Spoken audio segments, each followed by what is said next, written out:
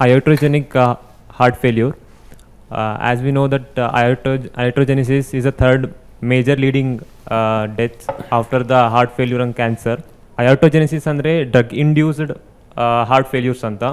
ಅಂದರೆ ಮೆಡಿಸಿನ್ ತಗೊಂಡ್ಬಿಟ್ಟು ನಾವು ಕಾಯಿಲೆ ಕ್ಯೂರ್ ಮಾಡ್ಕೊತೀವಿ, ಆದರೆ ಮೆಡಿಸಿನಿಂದಾನೇ ಕಾಯಿಲೆಗಳು ಯಾವುದೋ ಮೆಡಿಸಿನಿನ ಸೈಡ್ ಎಫೆಕ್ಟ್ ಆಗಿ ಹಾರ್ಟ್ ಡಿಸೀಸ್ ಶುರು ಆಗುತ್ತೆ. ಓಕೆ, ಅದರಲ್ಲಿ even that iatrogenesis is contributing for the cancer and heart failure to, like the iatrogenic ಎಲ್ಲ ಗೊತ್ತಾಯ್ತು.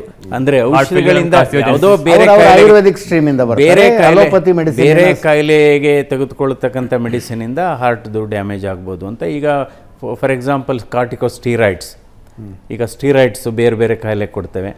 ಸೊ ಅದರಿಂದ ಸ್ವಲ್ಪ ಇದು ಬ್ಲಡ್ ಪ್ರೆಷರ್ ಜಾಸ್ತಿ ಆಗ್ಬೋದು, ಅದರಿಂದ ಹಾರ್ಟ್ ಫೇಲ್ಯೂರ್ ಕೂಡ ಆಗ್ಬೋದು.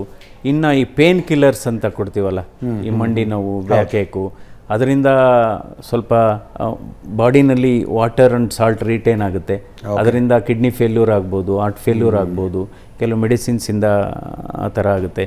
ಇನ್ನು ಕೆಲವು ನಮ್ಮ ಕ್ಯಾನ್ಸರ್ಗೆ ಔಷಧಿ ಕೊಡ್ತಾರೆ ಕೆಲವರು, ಕೀಮೊಥೆರಪಿ, ಅದರಿಂದನೂ ಕೆಲವ್ರಿಗೆ ಹಾರ್ಟ್ ಮಸಲ್ ವೀಕ್ ಆಗ್ಬೋದು. ನಾನಾ ಕಾರಣ ಇದೆ. ಸೊ ರಿಗಾರ್ಡಿಂಗ್ ಆಮೇಲೆ ಕೆಲವು ಮೆಟಲ್ಸ್ ಇರುತ್ತೆ, ಯಾವುದು ಲೆಡ್ ಆಗ್ಬೋದು, ಮರ್ಕುರಿ ಆಗ್ಬೋದು, ವಾಟರ್ ಕಂಟೆಂಟ್, ಅದೇನೇ ನಮಗೆ ಗೊತ್ತಿರೋದು. ಇವತ್ತು ನಾವು ಕುಡಿಯೋ ನೀರನ್ನು ನಿರಂತರವಾಗಿ ಚೆಕ್ ಮಾಡ್ತಾ ಇರಬೇಕು. ಅವೆಲ್ಲ ಟಾಕ್ಸಿಕ್. ಇದು ಕುಡಿಯೋ ನೀರು, ತಿನ್ನೋ ಆಹಾರ, ಸೇವಿಸುವ ಗಾಳಿ.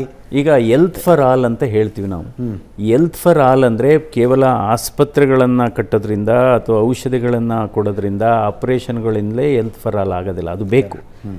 ಆದರೆ ನಿಜವಾದ ಎಲ್ತ್ ಫಾರ್ ಆಲ್ ಯಾವಾಗ ಅಂದರೆ clean water, clean air and clean food and clean mind.